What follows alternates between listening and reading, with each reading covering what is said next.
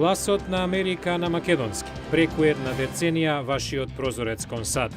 А сега, директно од студиото во Вашингтон.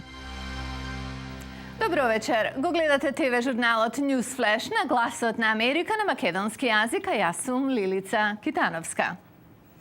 Во Нов Зеланд катастрофален земјотрес. Во Либија протестите продолжуваат додека Муамер Гадафи ја губи поддршката во неговата влада. Останете со нас, следи многу повеќе.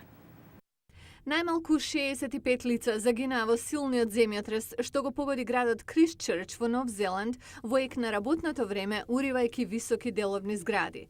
Земјотресот со јачина од 6,3 степени е втор во последниве 5 месеци што го погоди Кристчрч.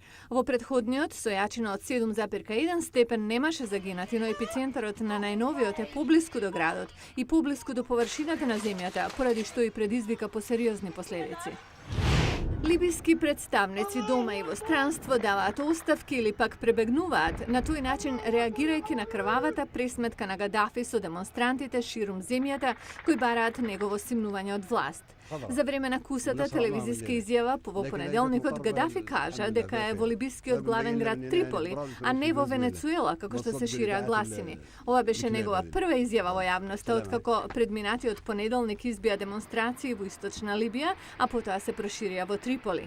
Протестите се најголем предизвик во досегашното 42-годишно владење на Гадафи.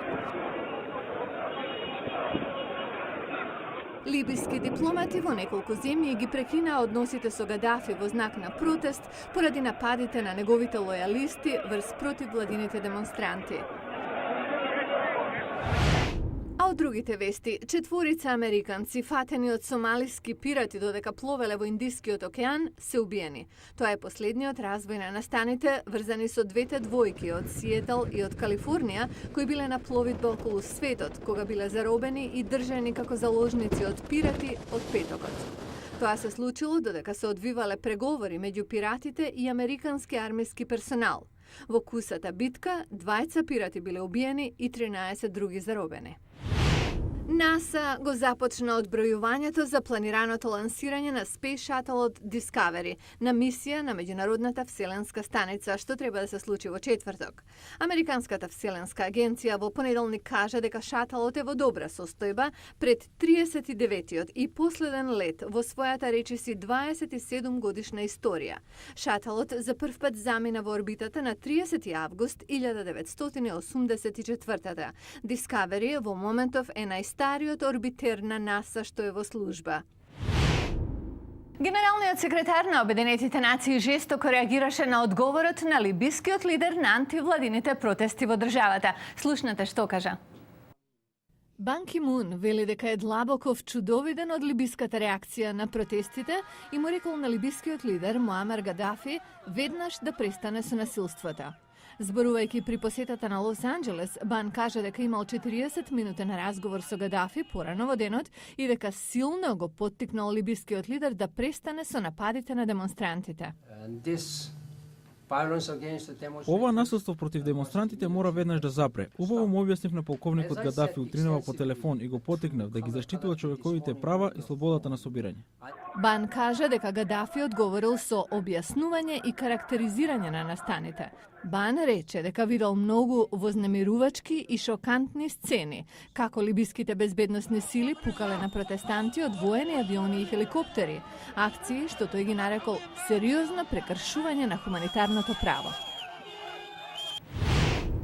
Последните лавови, документарец што почна да се прикажува деновиве во САД, ја освојува Америка, не само со продукцијата на National Geographic Society, туку и со темата како да се спасат лавовите од изумирање. Нашата колешка Зулима Паласио зборуваше со режисерите брачен пар за нивниот уникатен приказ на овие прекрасни животни. Последните лавови е приказна за Мади Тао, или мајката на лавовите и незината битка да ги заштити лавчињата од упорните непријатели во дивината на Ботсвана.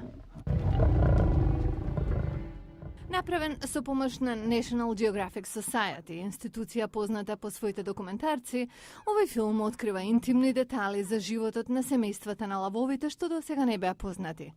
Брачната двојка Дерек и Беверли Джуберт, кои ги проучувале лавовите во Ботсвана 28 години, минале 2 години следејќи ја Мади Тау и незините млади.